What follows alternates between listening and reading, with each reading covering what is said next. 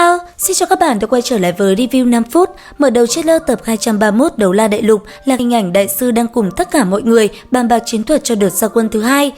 Đường Tam bởi vì đến sau, tuy rằng địa vị của hắn trong đại quân của Thiên Đấu Đế Quốc là cao cả, nhưng cũng không cố ý ngồi lên phía trước, chỉ tìm một cái ghế ở phía sau, ngồi bên cạnh bọn Sử Lai khất thất quái. Đại sư lúc này lên tiếng. Tuy rằng quân ta trong trận đầu tiên đã giành được thắng lợi thật lớn, đánh cho trọng thương quân đội và quân đoàn của hồn sư của Võ Hồn Đế Quốc, nhưng tình thế trước mắt đối với chúng ta vẫn như trước, hết sức là bất lợi. Đại sư tiếp tục hội nghị, có lẽ nguyên nhân vì mấy năm nay đảm nhiệm vị trí cao nhất, cho nên trên gương mặt cứng ngắc trở nên uy nghiêm hơn khi trước mấy phần. Nhìn qua thì quân ta có trăm vạn hùng binh, khi thế hoành tráng áp bức quân đội của Võ Hồn Đế Quốc trong Gia Lăng Quan không dám xuất kích. Nhưng trên thực tế, bằng vào địa thế hiểm trở của Gia Lăng Quan nên đối phương ung dung hơn nhiều so với chúng ta. Nếu cứ tiếp tục, e là quân ta cũng tự tan rã. Nghe đại sư nói xong, tất cả mọi người đều nhíu mày. Gia Lăng Quan giống như một ải không có khe hở, thành trì chắc chắn vô cùng. Sau lưng lại có một số lượng lớn quân đội hồn sư làm trụ cột phòng ngự vững vàng. Vốn kế hoạch của Quan Long Nguyên Soái đặt ra là muốn cùng Võ Hồn Đế Quốc đối chiến mà tiêu hao, lấy thịt đầy người. Nhưng mà sau khi thử dùng quân đội công kích mấy hôm nay, kết quả lại hoàn toàn bất đồng với tình huống trong kế hoạch. Đại sư nhìn về phía Trư Phong Chí. Trư tông chủ, ngài có đề nghị gì không? Trư Phong Chí mỉm cười nói. Tiểu Tam thân thể đã khôi phục, hay là nghe đề nghị của hắn đi. Anh hùng xuất thiếu niên, thế giới hiện tại đã là của những thanh niên bọn hắn. Nghe xong những lời này của Trư Phong Chí, trên gương mặt cứng ngắc của đại sư không khỏi toát lên một tia mỉm cười. Đối với ông mà nói, Đường Tam không thể nghi ngờ là nỗi kiêu ngạo lớn nhất trong đời, so với địa vị quốc sư hiện tại của ông lại còn là vinh quang hơn. Đường Tam suy nghĩ một chút rồi đưa ra hai phương pháp. Cách thứ nhất chính là để Áo Tư Tạp cung cấp phi hành ma cô tràng cho Đường Gia Quân, dựa vào đó mà tấn công thành Gia Lăng Quan. Phương pháp này tuy hữu dụng nhưng tổn thất vô cùng lớn, một khi mũi tên bắn ra là không thể thu về. Hơn nữa, Đường Gia Quân rất dễ trở thành bia sống cho Vũ Hồn Đế Quốc. Phương pháp thứ hai tương đối ổn định hơn chính là dùng sức của hắn phá tan lớp phòng ngự của đối phương.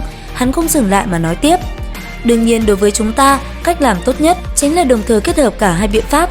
Đối với chúng ta, Bỉ Đông đang bị trọng thương chính là cơ hội hiếm có cho chúng ta. Yên tĩnh, cả căn lều lớn đều hoàn toàn yên tĩnh, mỗi người đều suy nghĩ thật cặn kẽ, trong đầu nhanh chóng tính toán các phương án khả thi. Thời gian gần một nén hương trôi qua, đại sư mạnh mẽ đứng lên từ chỗ ngồi của mình, hấp dẫn tất cả ánh mắt của mọi người. Sau đó, ông dẫn Đường Tam đi gặp Hoàng đế Tuyết Băng.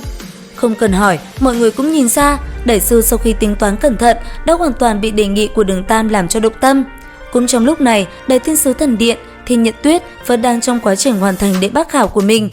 Vẫn như cũ, Thiên Đạo Lưu với sứ mệnh cao cả là người thủ hộ cho Thiên Sứ Thần đang hết sức hỗ trợ cho nàng để có thể mau chóng hoàn thành khảo hạch. Không rõ nhiệm vụ này của nàng là gì, chỉ thấy đứng trước thiên sứ thần tượng, Thiên Đạo Lưu đang bị chế trụ bởi xiềng xích khiến ông không thể cử động. Ánh mắt Thiên Nhận Tuyết lóe lên quang mang, sự kiên định trong con người không hề suy giảm, bàn tay nắm chặt thiên sứ thanh kiếm. Lúc này, nàng đã thật sự hành động. Khi thanh kiếm phun ra, quang mang kim sắc xuyên qua cả 9 tầng mây, tạo thành một cột sáng chiếu rọi khắp Thiên Sứ Thần Điện. Lúc này, cũng tại Võ Hồn Điện, Bỉ Đông sau trận chiến ngày hôm đó với Đường Tam đã bị thương vô cùng nghiêm trọng. Vừa mới tỉnh lại được một lát, nàng đã ngay lập tức triệu tập của Liệt Na. Chiến sự vẫn còn đang tiếp diễn, không thể không có người chỉ huy. Chính vì vậy, Bỉ Đông đã giao toàn quyền quyết định cho Nana thay mình chỉ huy trận chiến. Nói xong những lời này, thân thể suy yếu lại trực tiếp ngất đi. Hồ Liệt Na sau khi nhận lệnh, đem đội hình doanh trại sắp xếp chỉnh tề, đồng thời truyền lệnh xuống bên dưới cho toàn quân chuẩn bị, sẽ có thể Thiên Đấu Đế Quốc sẽ nhân cơ hội này tổng tiến công. Bên cạnh đó, chặt đứt 4 cái cầu treo, phòng ngừa Thiên Đấu Đế Quốc phải cao thủ mạnh mẽ hạ cầu treo xuống. Thành Long quân đoàn toàn bộ lên mặt thành, quân đoàn thiên sứ ở trong thành chuẩn bị chiến đấu. 7 ngày sau, trước Gia Lăng Quan, chiến trường đã nhiều ngày yên lặng, hôm nay náo nhiệt trở lại.